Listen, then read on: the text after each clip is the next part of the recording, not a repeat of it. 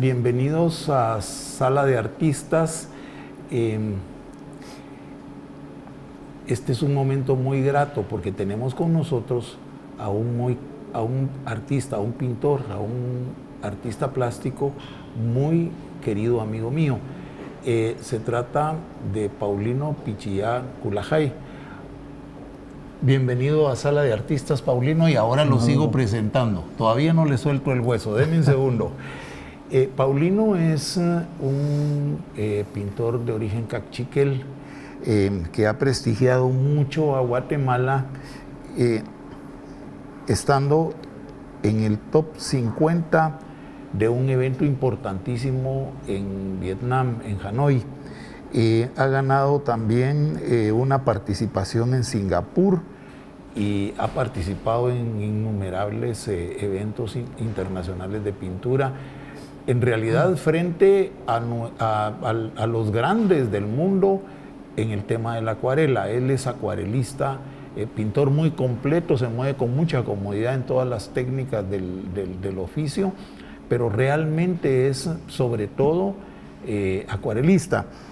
Y es una de nuestras mejores cartas en este asunto, ¿verdad?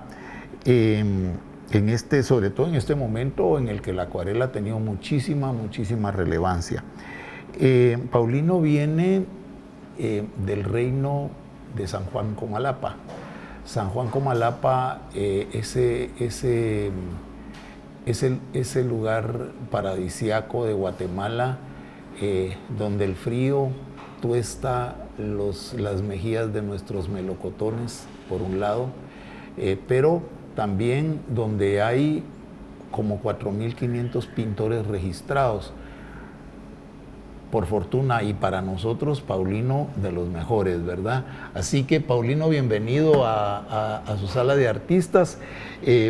Yo quisiera que empezáramos esta breve convivencia, esta breve conversación con usted, Paulino, suplicándole que le cuente al público cómo son los inicios de Paulino Pichillá, no necesariamente en qué momento se encuentra con la pulsión de la pintura, sino de dónde viene usted. Sea usted quien cuente eso, se lo ruego. Sajer Chibonojer, Camor Takbey, Lichin de Universidad de San Carlos, Chuja Lichin TV USAC, Ninraipe está Chijonojer, los cabezas chupan y jun igre, ni Mantioshir, Romash y ni Boyoch chupar Juramajre, Josijón Juba. Muy buenos días, distinguidas autoridades de la Universidad de San Carlos, autoridades de TV USAC. De todo corazón agradezco que todos estemos muy bien este día. Agradezco la invitación de platicar y compartir un momento con ustedes. Pues he de comentarles que yo vengo de la casita más lejana del centro de una aldea de San Juan Comalapa. La aldea en sí dista de Comalapa, cabecera, alrededor de 6 kilómetros. De donde yo nací y crecí, dista de 2 kilómetros a la escuela.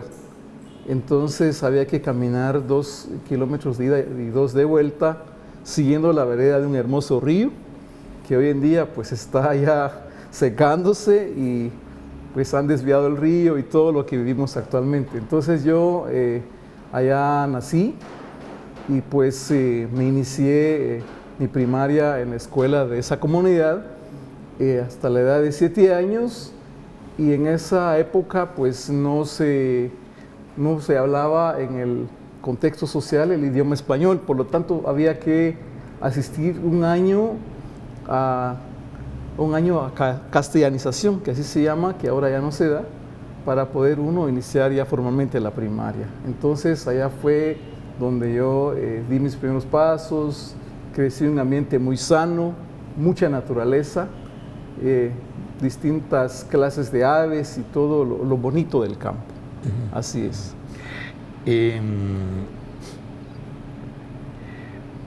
Ahora contemos ese momento en el que su hermano pinta una cabra en una tabla y usted se encuentra con el sentimiento, con la pulsión esa de la pintura. Claro, es muy, muy emocionante porque la verdad ya está la semillita ahí, seguramente ya estaba, y fue mucha emoción al conocer o ver por primera vez un tema pintado con témpera, creo yo. Uno de mis hermanos ya estaba como en cuarto primaria, algo así, hicieron un trabajo tipo manual, entonces llevé un pedazo de tabla y el trabajo que había hecho era una cabra pintada de blanco, con color blanco sobre fondo verde, el cual me emocionó mucho y por ese detalle yo quería asistir ya a la escuela. Entonces uno lo que encuentra es emoción, es felicidad, me llamó mucho la atención, ¿verdad? Entonces, y ese detalle jamás lo olvido porque también nosotros crecimos muy con escasez económica y pues teníamos nuestras cabras, ¿verdad? Teníamos nuestras cabras y de hecho yo pues por muchos años fui cabrero. Y entonces ya cuando asistí a la escuela fue un momento maravilloso porque conocí a un gran maestro que motivaba mucho a los alumnos. Entonces él se hacía en la escuela concursos de dibujo a lápiz. Todo esto fue post del terremoto del 76, entonces había material que lo había conseguido seguramente, entonces se hacían concursos de dibujo, concursos de canto, de baile, y más aún cuando se estaba preparando alguna fiesta patria, entonces ya se preparaba él con eso, ¿verdad? Entonces para mí, yo siempre busqué el participar en dibujo, y siempre queriendo pues ganar.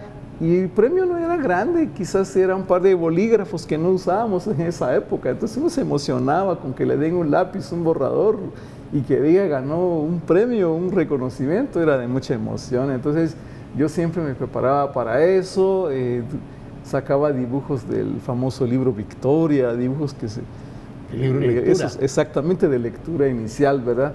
Entonces siempre fue así. Pero principalmente siempre me llamó la atención el participar, participar en algo y querer mostrar pues mis habilidades, ¿verdad? Entonces hay un detalle que quisiera compartirles muy bonito, justamente en estas fechas patrias. El profesor pues preparábamos el acto cívico en un salón de cartón, se hicieron aulas de cartón. Entonces ya después del recreo todos nos íbamos por ese salón y pasaban a bailar las niñas y pues se ensayaban los poemas, los bailes, el canto. Y entonces los de, ¿cómo se llama? Los de castellanización no participábamos porque obviamente eran muy pequeños también, aunque yo ya asistí de 7 años. Entonces resultó que escuché tantas veces un poema que se titulaba Mi bandera. Y se me fue quedando, tanto los otros niños no querían pasar a declamar porque les daba miedo subir al pequeño escenario. Entonces, tal que una mañana le dije yo a mi profesor de grado que yo me sabía el poema y que si había posibilidad de declamar. A ver, me dijo, estábamos en el corredor de la escuela, me tomó de la mano, me llevó al salón de la dirección. Y cuando eso sucedió, todos los patojos se amontonaron, corrieron, pensaron que era un gran castigo, algo iban a hacer conmigo, algo iba a pasar, ¿verdad? Pues no lo llevaban asustado, a la dirección por gusto. Supuesto, yo asustado también. Entonces entramos y él cerró la puerta. Todos se subieron a las ventanas a ver qué pasaba. En eso viene el profesor, me levanta, me toma la cintura y me sube sobre una mesa, escritorio que estaba ahí. A ver, decir el poema, me dijo. Y lo dije de principio a fin. Y justo en ese instante iba entrando el director y él le dice, mira, le dice, él sabe bien el poema y él dice que quisiera declamar. A ver, dijo el director, vuelvo a repetir el poema otra vez.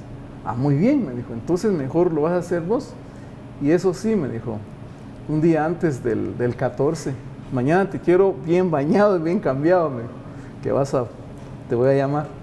Así quedó. Tal que ninguno de los otros muchachitos que estaban participando, ninguno, ahí sí que les eché tierra, así fue, digamos. Entonces, y bueno, yo esperando el momento que me fuera a llamar y que si justamente cuando izaron el pabellón el 14, al pie del asta, pues empecé a declamar el poema, me llamó el director y él me colocó y empecé a declamar el poema, ¿verdad? Y lo dije cuando iba subiendo la bandera. y al finalizar me entrega un paquete forrado en papel azul. No sabía ni qué era eso, pero yo sabía que era algún obsequio, ¿verdad? Que sí, cabalmente así fue. Pero hay un detalle muy bueno en el cual creo yo que el maestro incidió bastante en mí y en muchos otros, porque extrañamos mucho cuando a él lo asesinaron. Entonces él bajaba al nivel de los alumnos, él bailaba, él se ponía rodillera, ese ponchito que es el traje regional, ¿verdad?, de mi pueblo. Él se ponía el ponchito y él subía, y todos los papás emocionados porque veían al maestro actuar, dar el ejemplo, declamar algún poema. Entonces eso nos motivaba mucho, y es un detalle que me gustó mucho de él porque era muy entusiasta. Entonces así fue ese 14, y pues muy feliz, terminó todo. Ya en casa abrimos el paquete y eran cuadernos, de esos que imagino que dio UNICEF quizás para el terremoto. Y entonces al abrir el cuaderno, creo que 2 eran de dibujo, pero unas hojas blancas para mí, porque digamos yo en esa época usaba cuadernos de papel manila que mi mamá los costuraba. Entonces el tener un cuaderno blanco, un buen borrador de goma blanca que huelía delicioso con los lápices, era la felicidad total. Pero el detalle está que mi mamá no me dejó que los utilizara. Me dijo, mira, me dijo, estos cuadernos los vas a usar hasta el próximo año cuando inicies estas clases, porque no había para comprar. Entonces los guardó en un cofre, ¿verdad? Así que cuando ella no estaba y cuando yo podía, ahí estaba mi felicidad. Abría el cofre y huelía, tan siquiera los voy a dejar igual, exactamente, porque como huelían de rico. Así que cuando tuve la oportunidad, pues a llenarlos de dibujo, ¿basta? Entonces... De mentirito. Paulino y yo tenemos algún tiempo de conocernos, y en las primeras oportunidades en las que nos encontramos, yo he escrito un texto sobre él que estamos pendientes de publicar muy pronto. Él me contó el valor que su madre ha tenido en su vida. También me contó cuál era su apodo Cachiquel. Así que, Malitz, cuente de su madre, por favor, pónganos en autos de su madre, porque es importantísima sí. En su vida también. Sí, ocurren cosas muy interesantes que con el paso de los años lo fui entendiendo. Coincidentemente, de pequeño, pues mi mamá, mi tía, en especial una que vivía con nosotros, me llamaban siempre Malitz. Malitz era mi nombre, de Paulino, pero me decían Malitz. Entonces yo entendía por Malitz, me llamaban Malitz. Y que si fue después que supe que Litz en Cachiquel, o más bien Litz, es el gavilancillo. No el gavilán grande, sino gavilancillo.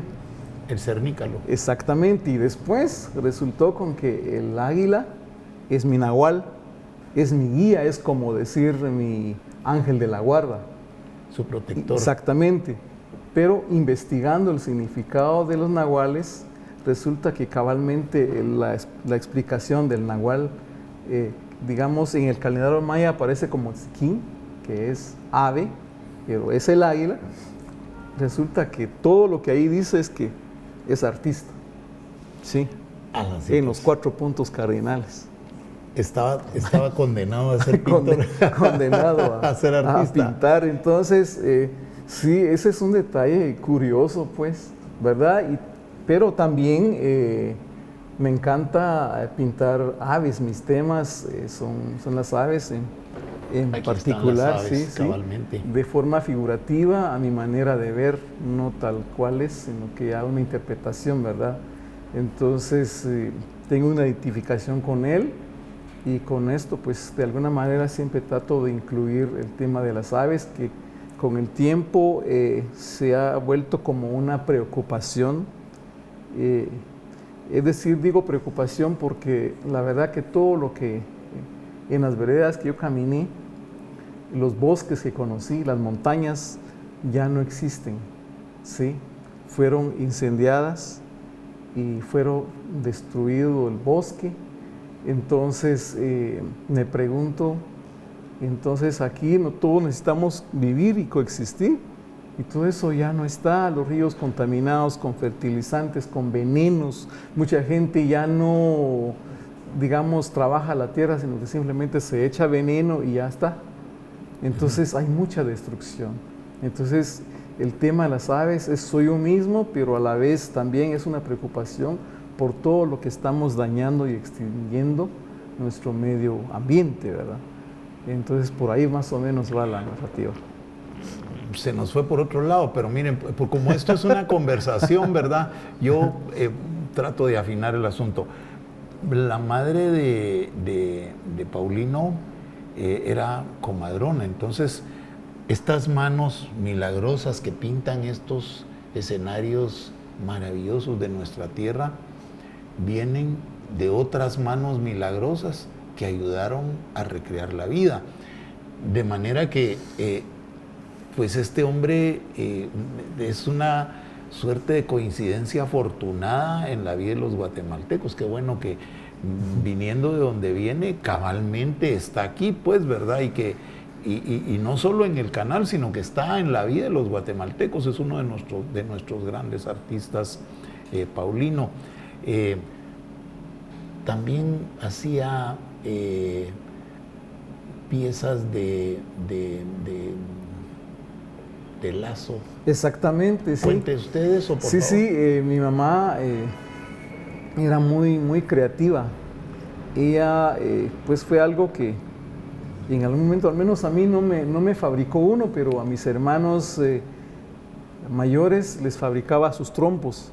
Y yo recuerdo porque ella decía que los trompos hechos con madera o tronco de guayabo tenía un peso exacto y un buen sonido a la hora de jugar con el trompo. Entonces ella hacía trompos y también hacía unas cositas, no sé exactamente, se llaman, es como hélice, porque ella elaboraba lazos, o sea, cordel con maguey, pero procesado desde cero. Se iban todo un día a cortar las hojas de maguey y la charla con clavo, llevarla al río.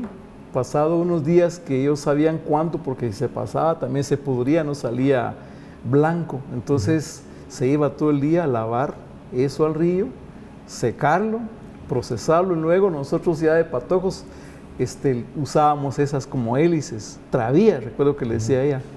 Y uno tenía que así sonándose las muñecas, pero tenía que llevar uno en cada mano. Entonces con eso pues sobrevivimos, porque se llegaba a vender a Tecpan.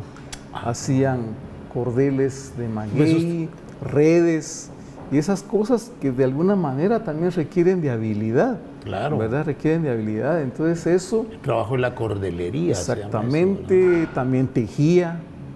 Sí, porque obviamente las mujeres no compraban, sino que ellas mismas elaboraban su indumentaria. Compraban el hilo. Y exactamente, sí, entonces tejía, era muy trabajadora y muy creativa, y pues también ejerció el ser ¿cómo se dice?, la comadrona de la comunidad por más de 40 años, ¿verdad? Es un oficio grande, ¿sí? Bueno, pues así mire, es. Aquí que uno quisiera que el tiempo alcanzara para más. Volvemos con Paulino Pichía al segundo segmento en su sala de artistas. Gracias por la audiencia.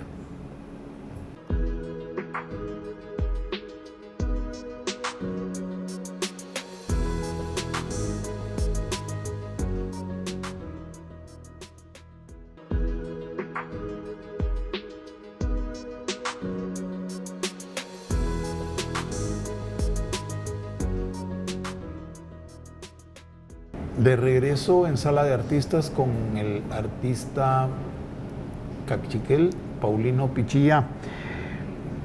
Paulino, yo quisiera que ahora le entráramos al tema de don Salvador Cumes y que nos cuente usted cómo va cómo fue esa historia.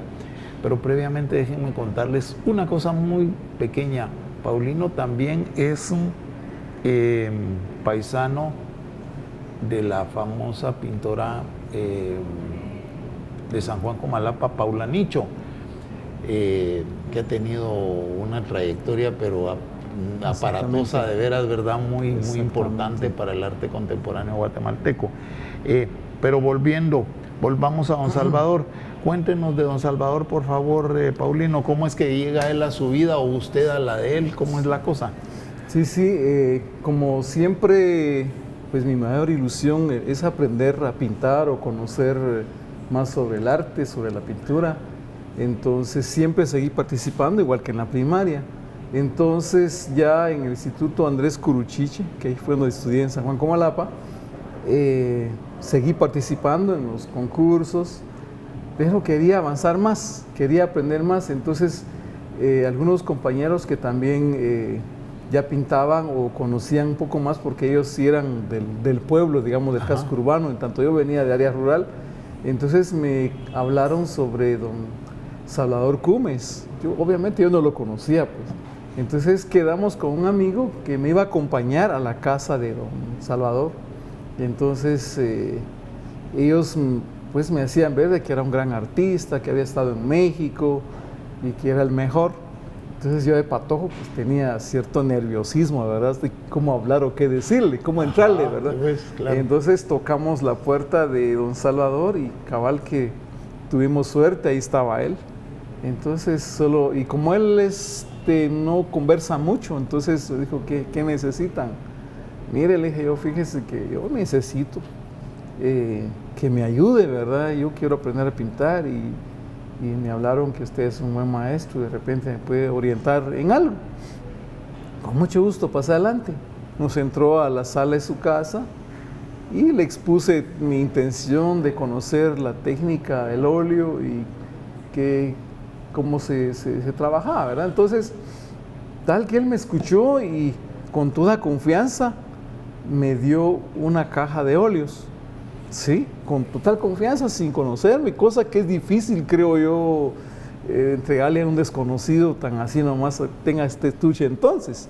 Pero él algo hizo que creyera, me dio el estuche de óleos, me dio pinceles, fue a buscar el rincón de la casa, encontró lienzo, me dio un buen pedazo de lienzo, los pinceles, me dio aceite de linaza y me dijo que se lavaba con aguarrás y con jabón los pinceles, y me dio una revista donde había dibujos al claroscuro y maniquíes de Duropor. Entonces, toma esto, me dijo, llévatelo, te espero cuando tengas algo, quiero ver qué haces con estos materiales. Entonces, bueno, no me cabía la felicidad, la emoción, puchicas, era tremenda, no sabía no me cabía la emoción. Entonces, en ese tiempo, mi hermano grande trabajaba un poco la carpintería, le pedí que me fabricara unos bastidores, me fabricó los bastidores así rústicos, pero al fin eran bastidores, ¿verdad? Entonces con clavitos yo mismo tensé mi lienzo, creo que también me explicó eso, que había que tensar por los centros para que no arrugara y todos esos pequeños detalles. Y empecé a pintar, pero vorazmente, ¿verdad? No recuerdo ni qué pinté en esos lienzos, pero era algo que salía de mí, pues, ¿verdad? Sin ninguna muestra, decir voy a dibujar ese árbol, sino que era algo interno. Sí, llevaba adentro eso. Exactamente, entonces sí. Entonces los pinté y cuando ya secaron, no sé si a la semana o puede ser que un poquito más, pero lo más pronto posible, se los llevé. Ya fui solo y otra vez tuve suerte, estaba el señor. Pasa adelante, me dijo, a ver, mostrámelos. Se los muestro. Están buenos, me dijo. Están muy buenos, me dijo. ¿Sabes qué? Déjamelos. Y pasaba de aquí una semana o cuando puedas y te cuento. Eso fue lo que me dijo únicamente, ¿verdad? Usted no sabía qué iba a hacer. No sabía qué iba a pasar ni nada, simplemente que se los dejara. Al final era de él todo el material, pues la ilusión mía, la alegría fue haber trabajado en esos lienzos. Y pasó la semana, pasé a buscar al Señor y cabal estaba nuevamente. Pasa adelante, me dijo, pasa. Mira, me dijo, te felicito, me dijo, vendí tus 4 lienzos. A la gran puchica. A la gran, fue tanta la emoción, pues, porque él había vendido los lienzos y Y bueno, primeros 4 óleos vendidos. Entonces yo no entendía también, inclusive dudar si era cierto, qué pasó. Pero me dijo, entonces ahora me dijo, te voy a descontar los materiales que te di, te descuento porque te alcanza y te alcanza para llevar más. Así que ya pintas bien, te doy más material, lo que alcanza la plata y... Le dio material, no dinero. No dinero. Y hizo las cuentas, me dio material, más pinceles, más óleos, más qué colores se te van más y esas cosas, ¿verdad? Ya con más confianza empecé a trabajar arduamente, porque sí no vi dinero, pero mucho material y más lienzo, más de todo. Entonces empecé a trabajar. Entonces fue otra señal del por qué tenía que seguir esta ruta, ¿sí? Y desde ahí fue que empecé todas las obras no están baratonas o como sea, pero todo lo he vendido. Entonces fue una buena señal y decir, bueno, yo tomo este camino, ¿verdad? Ahí empieza su vida profesional realmente como autodidacta, sí, pues, y ya metido en el campo. Profesional en el sentido que empieza a tener retorno económico, crédito económico por cada pieza que salía de sus manos. Exactamente, sí. Empecé a vender. Y luego, pues ya en... ¿Cuántos años tenía Paulino? Yo diría que tendría ya entre 13 y 14 años. Sí, pues era muy jovencito. Sí. Aunque yo en la capital vine en el 88, vine en noviembre más o menos del 88, vine a la capital y ya no me fui.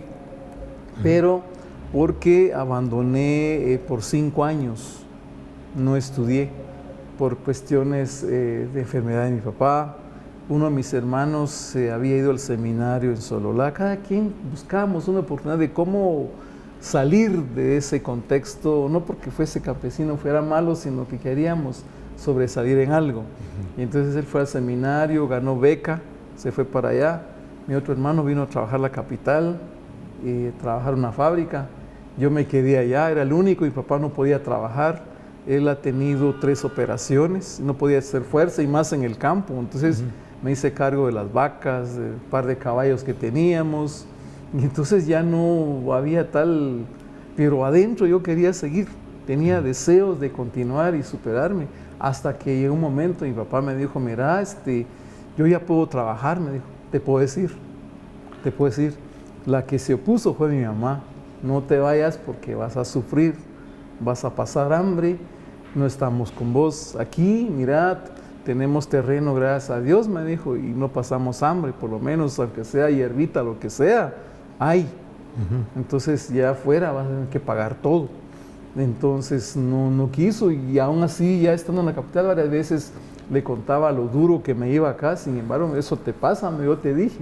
Pero mi papá sí me dio permisos, y él dio permisos porque a ley, ¿verdad? Entonces, por eso fue que vine hasta el 88, y en el 89 que empecé la normal de música, fue que seguí buscando siempre espacio y oportunidad. No sabía de la existencia de las escuelas de artes plásticas, pero sí alguien me contó sobre la escuela de fin de semana en el Cerrito del Carmen. Así fue que fui a dar a la escuela del Cerrito del Carmen. ¿Cómo no? Así es. Mire, Paulino, ¿y su hermano que fue al seminario se quedó en la vida religiosa o...? No, él solo sacó el bachillerato. Estuvo internado de primero a quinto bachillerato, se graduó allá, no siguió la vida religiosa y siguió trabajando con Christian Children's, creo yo, y con el paso del tiempo llegó a ser alcalde de San Juan Comalapa. Eso quería que contara. Es que ese esfuerzo, esa pujanza que hay en los Pichillá, llevó a uno de sus hermanos cabalmente a ser alcalde de San Juan Comalapa. Paulino viene de una estirpe potente realmente, ¿verdad? Es una gran cosa. A dónde ha llegado, en realidad, por de dónde viene. Porque si Paulino fuera, digamos, originario de una familia de clase media, pues uno diría esto es normal en cierto modo, ¿verdad? Y pues ni modo, el sustrato creativo, eso es una cosa valiosa, importantísima, pero en alguien que ha tenido oportunidades es muy fácil, ¿verdad? Pero Paulino las ha construido él y las ha construido pintando, como están oyendo, ¿verdad? Se viene a Guatemala después, cuente eso también. Sí, ¿Cómo vino a Guatemala? Vine a la capital en el año 1988. Conocí la Escuela de Arte al Aire Libre en el Cerrito del Carmen. Entonces empecé a asistir así religiosamente y era madrugador. Ya a las 8 ya estaba en el Cerrito. Sí. Tuve la dicha de conocer al maestro Max Arabia Gual. Sí, caminé con él todavía 5 años, su esposa doña Aida. Y pues también me acompañó siempre la bendición de poder vender mis obras. Me fue muy duro, porque tuve que sacar mi magisterio trabajando. Trabajé en una zapatería aquí en la 8ª Avenida con los señores Córdoba. Entonces, en vez de retornar para Misco, me quedaba en la ciudad. Entonces, fue muy difícil económicamente. Tuve que pues desvelar mucho, no había espacio para hacer tareas. Y recuérdense que cuando uno estudia, hay trabajos de grupo, y sobre todo en el área musical, estudié para maestro de educación musical, había que estudiar el repertorio de piano. Y yo no tenía piano, no tenía dónde repasar, ni plata para teclado. ¿Qué hice para empezar? Dibujé en cartulina las 78 teclas del piano para por lo menos conocer dónde queda do y dónde van los dedos, en cartulina. Entonces me tocó salir en la zona 1 de Misco a las 4 de la mañana para venirme en el primer bus de la Ruta Morena, esos buses verdes. Sí, que paraban por aquí, sí, ¿verdad? Sí, y habían otros estudiantes en similares situaciones porque, digamos, el maestro pianista no permitía que estudiáramos en teclado, sino que en piano, por lo duro, para que los dedos aprendieran bien. Entonces, hacíamos competencia afuera de la Escuela Normal de Música. Hubo una ley, quien llegó primero le tocaba estudiar en el piano, el mejor piano, que era marca Kawai, y los otros pianos eran durísimos. Y había uno que le teníamos de nombre, de apodo, clavicémbalo, porque sonaba como campana, ya no tenía toallas ni nada, pero era piano al fin. Entonces el que llegó de último, ¿verdad? Y los que llegaron después ya no tenían dónde tocar. Imagínense, 180 estudiantes y apenas habían 4 pianos, y era la materia más difícil. Entonces yo hacía todo mi esfuerzo por ser el primero en estar fuera del aula, aunque abriesen hasta las 6:15, pero al menos era una hora de estudios. Así fue que logré sacar. Y también los trabajos de grupo me costó demasiado. Fue difícil ganar solfeo. Tuve un maestro que era militar, daba clases en la Escuela de Música Militar. Entonces él decía, lástima que no están allá, si no ya les tocaba castigo. ¿Sí? Entonces fue bien duro. Tuve que trabajar y pues salir adelante, ¿verdad? Entonces así fue que me gradué como maestro de música en el año 1992, 4 años de magisterio, que es equivalente al profesorado de la San Carlos. Y allí nos dijeron abiertamente, no estudien música en la San Carlos, métese a la licenciatura, porque lo que ustedes aprendieron aquí, allá lo tendrán que repetir, sí, pues. Salen adelante. Entonces, pero para cuando ingresé ahí sí que suceden cosas, hay un destino, porque yo mismo fui al seminario 15 días, a trabajar en el seminario como aspirante, porque quería, no importara lo que fuera, lo único que quería uno era superarse. Exactamente. También fui al Pedro Molina de Chimaltenango, no aprobé, exactamente, no aprobé. Donde sí aprobé es en Comitación San Marcos, pero muy lejos, no quise ir hasta allá. Entonces ya mi papá me decía, la gran chucha, me decía él, no, mejor, ya para qué si no ganas en ningún lado. La última opción era venir a estudiar en la Normal de Música. Yo quería estudiar música. Y tal que fue ese lunes que ingresé ahí, habíamos 55 aspirantes y el cual ya habían cerrado cupo. Entonces, porque éramos bastantes, los catedráticos del normal entraron en reunión y decidieron tomar 5 estudiantes más. Así fue que entramos a examen 2 días y el último día, bueno, dijo el profesor Mateo, que yo no recuerdo, que él es marimbista, dijo, nos llevaron a un salón, voy a pasar lista, dijo, y los que voy mencionando, muchas gracias por haber participado, y se va saliendo, es indicativo de que no aprobó. Y así, de uno en uno, en el escritorio todo asustado, creo, voy a escuchar mi nombre, ¿verdad? Y que si al final se quedó el salón vacío, quedamos 5 pelones ahí. Cosa increíble, pues nos dimos un gran abrazo, gritamos, juramos que íbamos a ser grandes amigos en enero para estudiar música. Exactamente, sí. Entonces así fue que estudié allá y pues no falté al Cerrito del Carmen y siempre me acompañó la bendición de vender. Los domingos siempre me hacía una mi acuarela, a veces hasta 2 miniaturas. Lograba venderlas entre 10, 20, 25 quetzales cada acuarela. En esa época el pasaje costaba 10 len en los buses. 10 quetzales me alcanzaba para bastante, hasta para refaccionar, porque yo no comía, ¿sí? Así fue que siempre el lograr vender una pieza siempre fue un indicativo a que siga por esta ruta, ¿verdad? Pues el camino correcto era ese, ¿verdad? Y hasta hoy en día, exactamente, así pues es. Sí. Bueno, ya ven cómo la vida de Paulino Pichía ha transcurrido. Volvemos entonces en su sala de artistas al tercer segmento con el artista guatemalteco Paulino Pichía.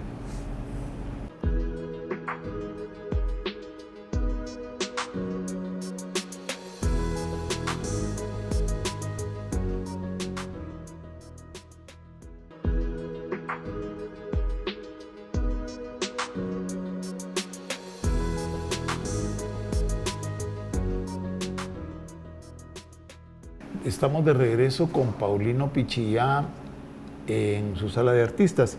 Paulino, hay una parte de su vida que a mí me encantaría que contara. Cómo es que en un tiempo pintó para las galerías del Mercado Central. Por favor, cuéntele a su público. Sí, cómo no. Todo esto sucedió en los años de estudiante, también en la normal de música.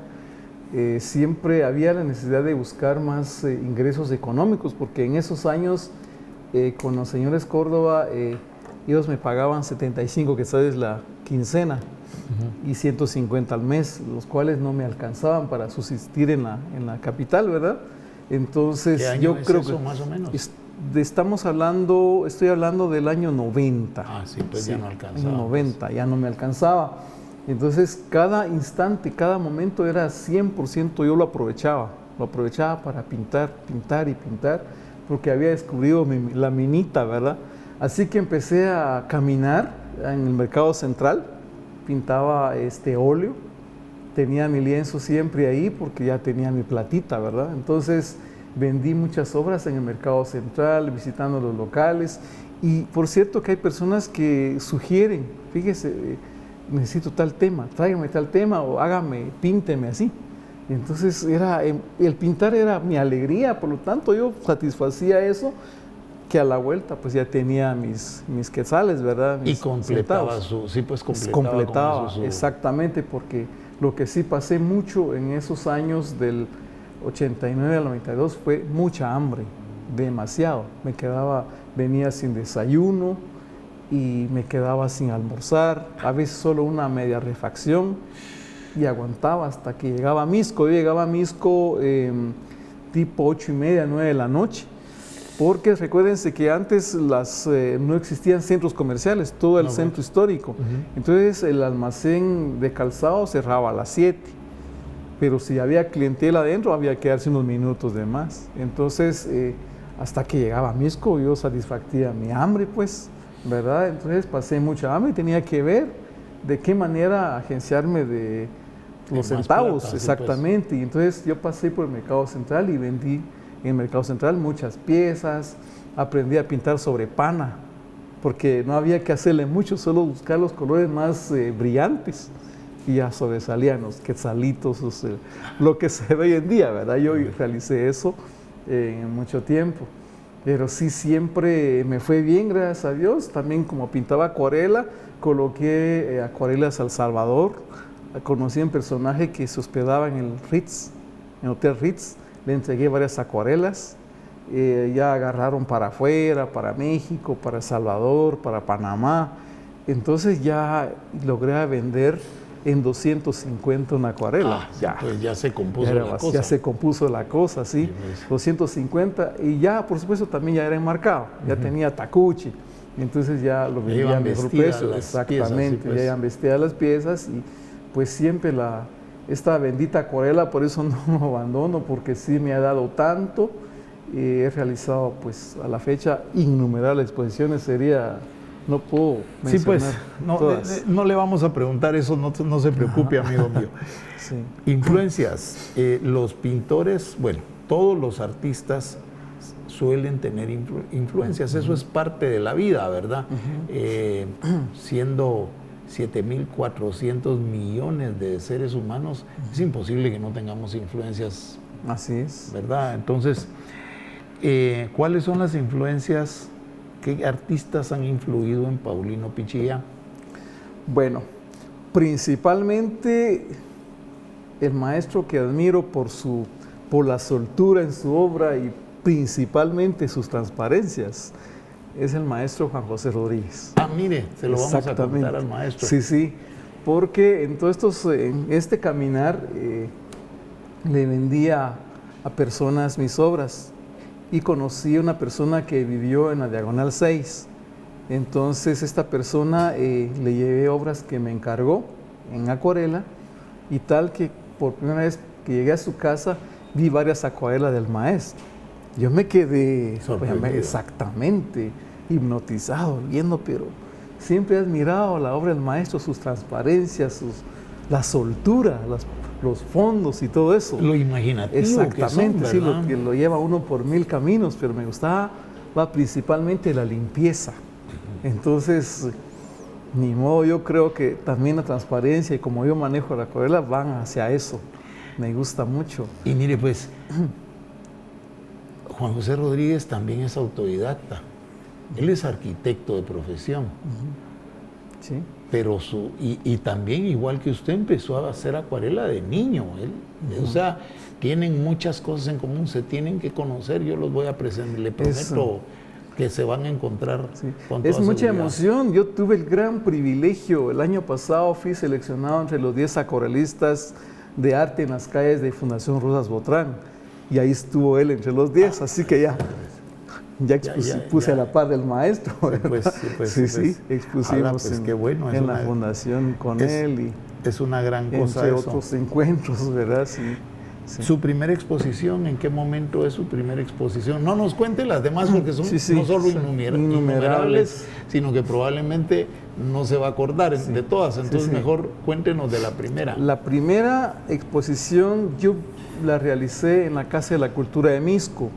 Yo viví 20 años en la zona 1 de Misco, entonces siempre he trabajado, siempre me ha gustado la cultura, entonces me acerqué a la Casa de la Cultura, allá también restauré varias obras al óleo de imaginería antigua, a reintegrar color y todo eso, y en ese caminar me conocí al quien fue secretario particular de Octavio Paz.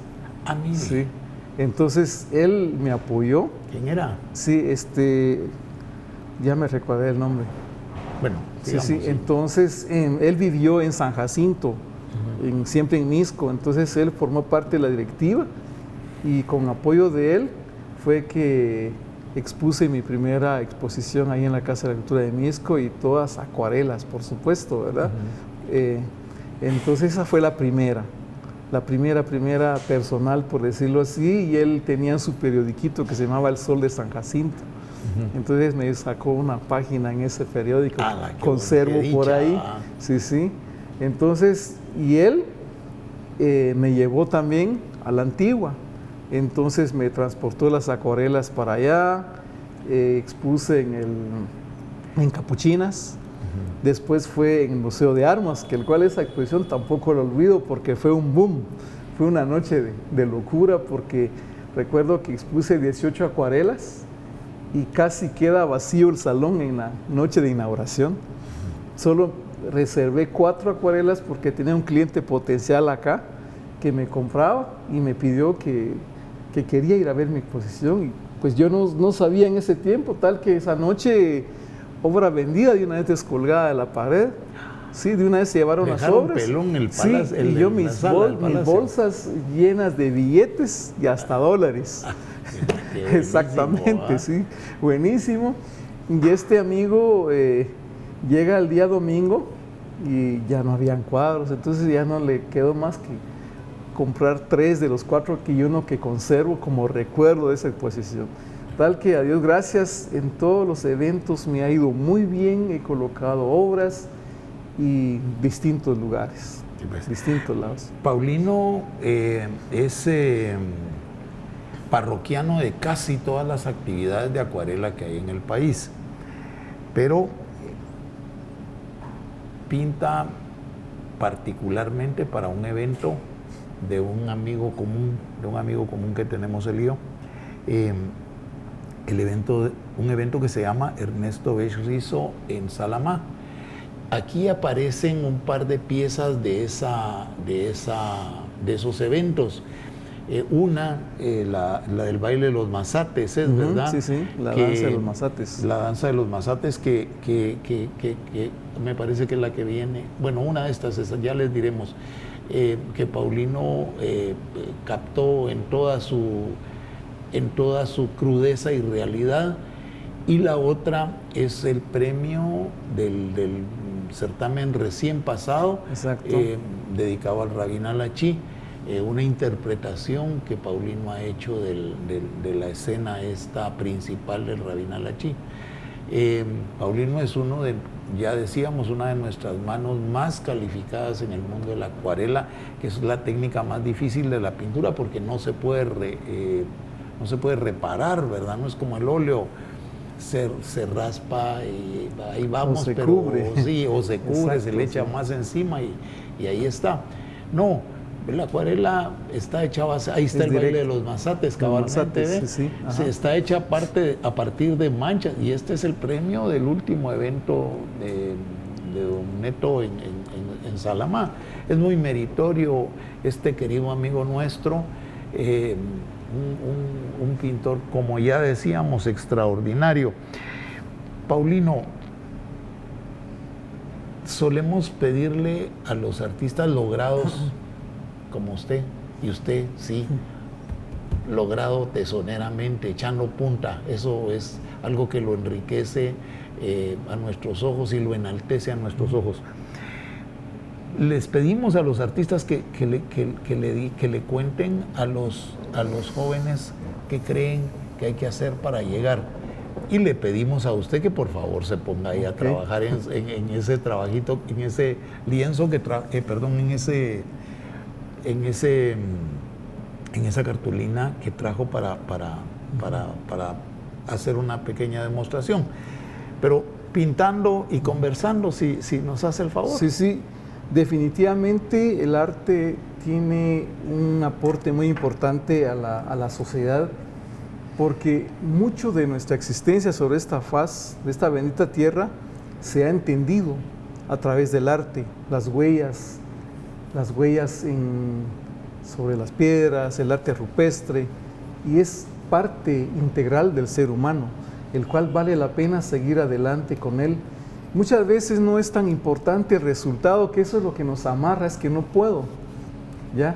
Somos muy conformalistas o perfeccionistas, y no es así, sino que cuenta, si hay emoción o deseo de manchar, pues juguemos a manchar, ¿verdad? Disfrutar, gozar ese momento, no importando el resultado, no importando que me dedique 100% a eso, no, simplemente disfrutar el momento.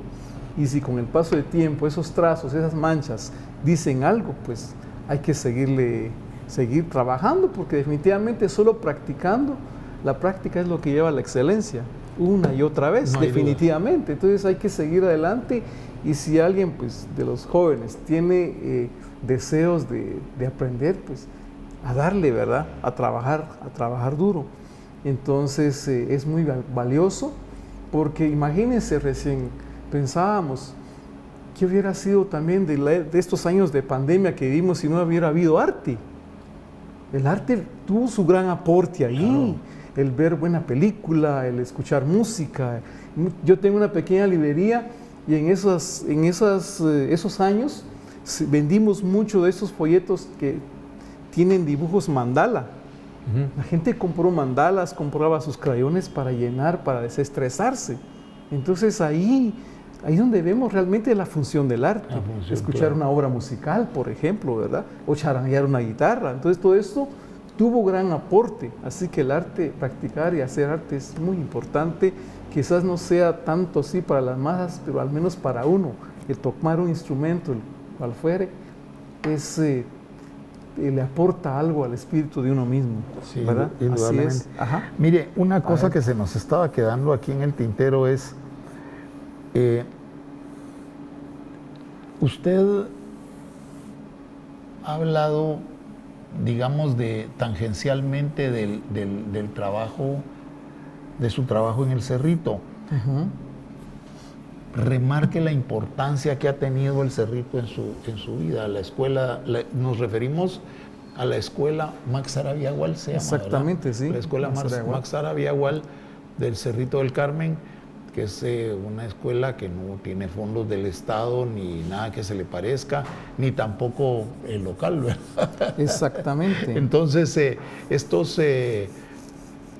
vamos a decirlo de este modo, estos pintores extraordinarios, estos artistas extraordinarios, estos grandes artistas nuestros que vienen del Cerrito, pues sería bueno que nos contaran cómo es que el Cerrito ha influido su vida profesional. Por favor, Paulino. Sí, el Cerrito, allá nos reunimos muchos amigos. Yo conocí a muchos grandes maestros allá, como por ejemplo el maestro Leonel del Cid. ¿Cómo no? Yo lo conocí allá. Por aquí, el maestro Alejandro Vázquez, también lo conocí allá. Tal vez no he tomado clases, digamos, formales, sin embargo, uno aprende. Cuando tiene este vicio del pintar, uno aprende viendo.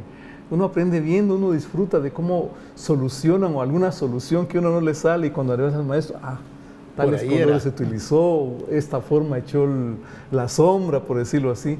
Entonces es un lugar muy importante, de mucho valor, y sí ha aportado muchos artistas. También allá coincidimos con Mario Girón, tenemos el mismo año, más o menos nos iniciamos en el mismo año, y así conocí un sinfín de artistas, grandes maestros, en el Cerrito del Carmen, por ejemplo, el escultor ya fallecido Rudy Yampeña.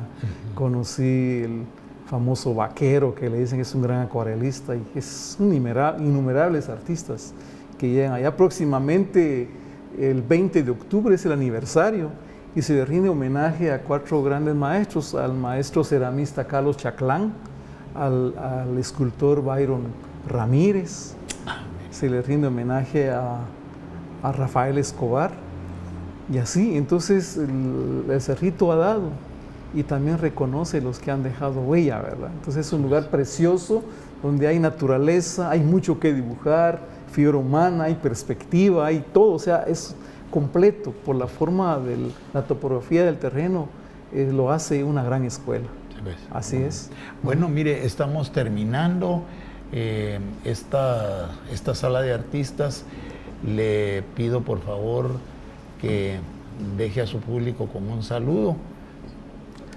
Pues una gran alegría el haber compartido un instante acá, y pues deseo bienestar para todos y que viva el arte. Tuvieron con ustedes al artista guatemalteco, al artista cachiquel Paulino Pichiyacu Lajay. Gracias por su atención, gracias a las cámaras de TV USAC y al equipo de TV USAC y a la Tricentenaria Universidad de San Carlos en su 348 aniversario.